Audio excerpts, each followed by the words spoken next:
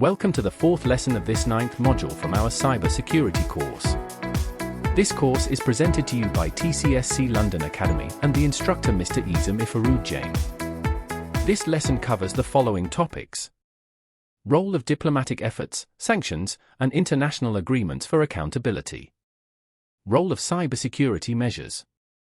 Role of incident response plans in containing unintended consequences. Let's start with the role of diplomatic efforts, sanctions, and international agreements for accountability.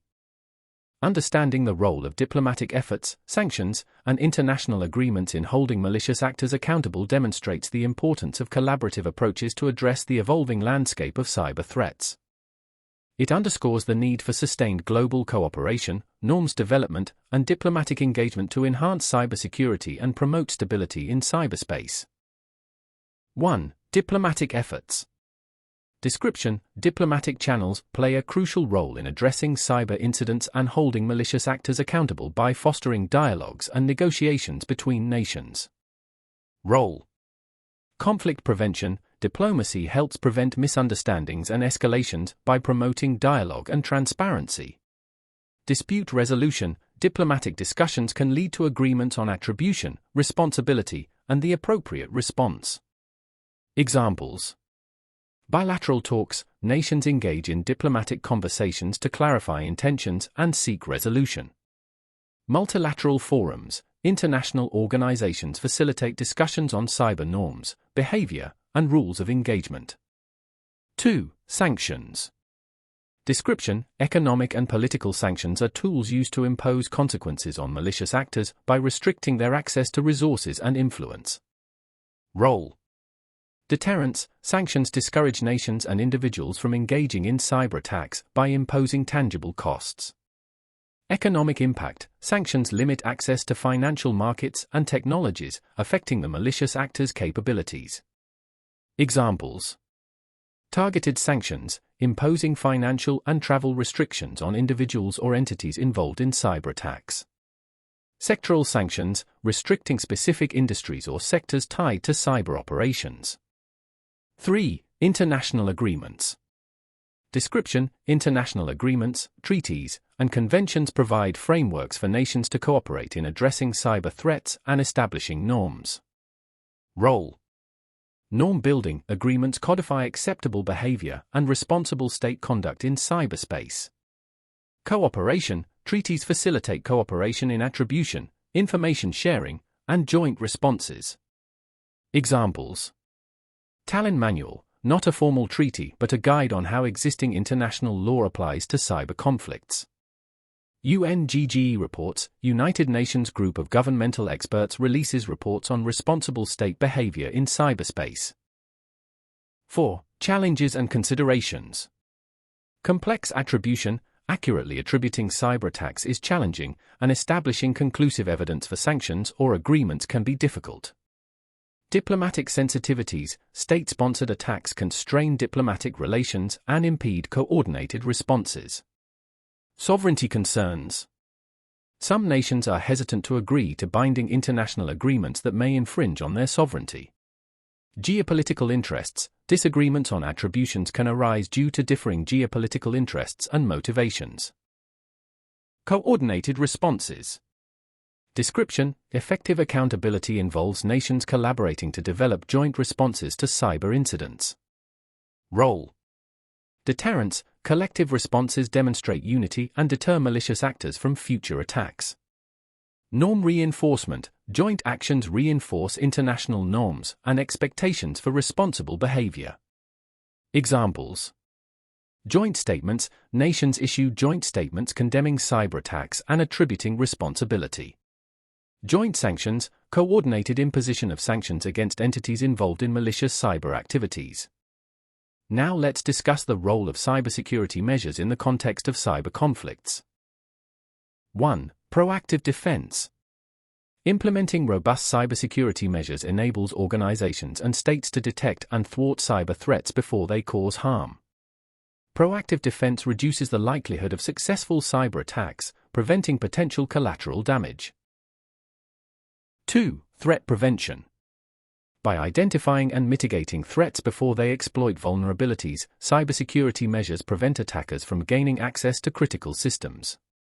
Preventing unauthorized access minimizes the potential for adversaries to cause disruptions and unintended consequences. 3. Rapid incident response. Well-prepared incident response plans allow organizations to quickly address cyber incidents, minimizing their impact and potential for collateral damage. Rapid response limits the scope of an incident, preventing it from spreading and causing unintended harm. 4. Access controls. Implementing strong access controls ensures that only authorized individuals can access critical systems and sensitive data. Unauthorized access is prevented, reducing the risk of unintended harm resulting from malicious actions. 5. Data encryption. Encrypting sensitive data prevents unauthorized access and minimizes the risk of data breaches that could lead to collateral damage. Even if data is compromised, encryption ensures that it remains unreadable and unusable by attackers. 6. Network segmentation. Segregating networks containing critical systems from less sensitive ones limits the spread of cyber threats and potential damage. Cyber attacks are contained, preventing them from affecting broader systems and services. 7. Continuous monitoring. Continuous monitoring allows organizations to detect and respond to threats in real time, minimizing the window of opportunity for attackers. Timely response prevents attackers from causing extensive damage and unintended consequences. 8. Patch management. Keeping software and systems up to date with the latest patches closes known vulnerabilities that attackers could exploit. Minimizing vulnerabilities reduces the attack surface, preventing potential collateral damage. 9. Insider threat mitigation. Addressing insider threats through employee training, monitoring, and access controls prevents malicious actions from causing unintended harm. Insider threats are identified and mitigated, reducing the potential for insider-driven collateral damage. 10. Secure development practices. Adhering to secure software development practices reduces the likelihood of deploying vulnerable software that could be exploited. Cyber attacks targeting software vulnerabilities are thwarted, preventing potential system disruptions. Highlighting the importance of cybersecurity measures in minimizing collateral damage emphasizes the need for a proactive and holistic approach to cyber defense. By prioritizing cybersecurity, organizations and states can better protect critical systems, sensitive data, and the well-being of individuals and society at large, while reducing the risk of unintended harm resulting from cyber operations. Finally, let's explore the role of incident response plans in containing unintended consequences. Analyzing the role of incident response plans in containing unintended consequences underscores the significance of preparedness and swift action when responding to cyber incidents that could lead to collateral damage. This topic emphasizes the necessity of well-structured incident response plans to mitigate the impact of unintended outcomes. 1. Early detection and notification. Incident response plans outline detection mechanisms that identify cyber threats and unintended consequences early.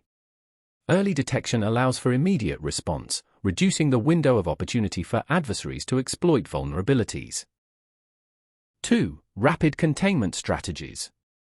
Incident response plans define containment strategies to isolate affected systems and prevent the spread of unintended consequences.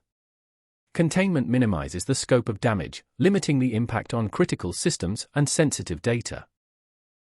3. Communication protocols. Incident response plans outline communication protocols to ensure that stakeholders are informed promptly.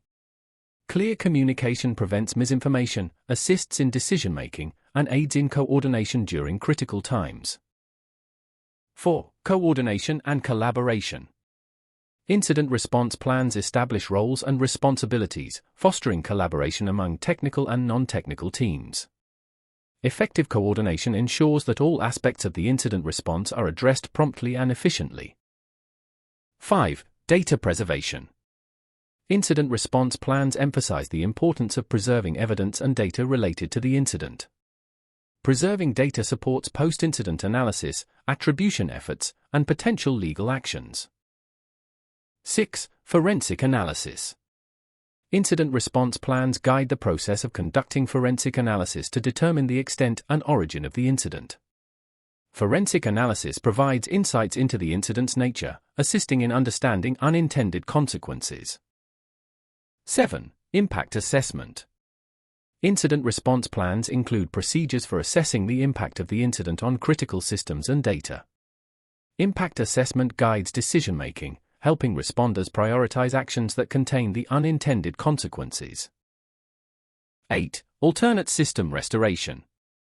Incident response plans outline strategies for restoring affected systems from backups or alternative environments. Swift restoration minimizes downtime and reduces the potential for extended unintended consequences. 9. Legal and regulatory compliance. Role of incident response plans. Incident response plans consider legal and regulatory requirements in responding to cyber incidents. Compliance with legal obligations mitigates the risk of legal repercussions stemming from the unintended consequences. 10. Post-incident review and learning. Incident response plans include post-incident reviews to identify areas for improvement and lessons learned. Learning from each incident helps refine response strategies and adapt plans to prevent similar unintended outcomes in the future. For more details about Incident Response Plan (IRP), please feel free to review our previous module related to this topic. By having a well-defined and regularly updated incident response plan, organizations can minimize the impact of unintended outcomes, mitigate damage, and work toward restoring normalcy while safeguarding critical systems and sensitive data.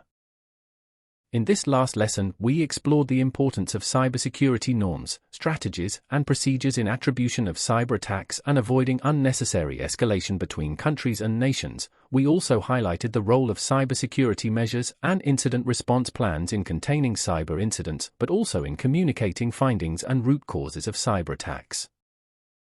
For further details, please feel free to contact the author or refer to the dedicated book entitled International Cyber Conflicts, Challenges and Impacts. You will also find a list of reference links used to write this book.